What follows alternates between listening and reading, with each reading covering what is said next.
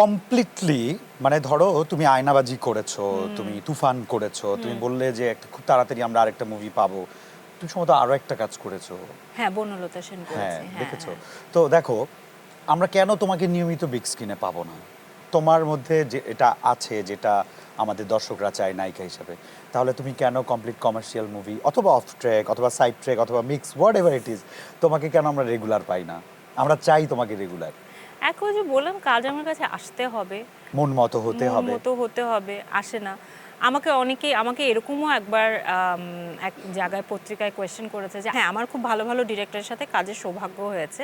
তো আমি ডিরেক্টর দেখে যারা খুব রেগুলার কাজ করছে বা যারা খুব পরীক্ষিত, আমি তাদের সাথেই বোধহয় কাজ করি। আমি না ট্রাই করেছি যে আচ্ছা ঠিক আছে, একজন খুব বেশি ফেমাস না, তার নাম আমি আগে অন্তত শুনিনি, সে আমার কাছে একটা গল্প নিয়ে এসেছে। হ্যাঁ, তো আমি গল্পটা খুব নারীকেন্দ্রিক একটা চরিত্র ছিল।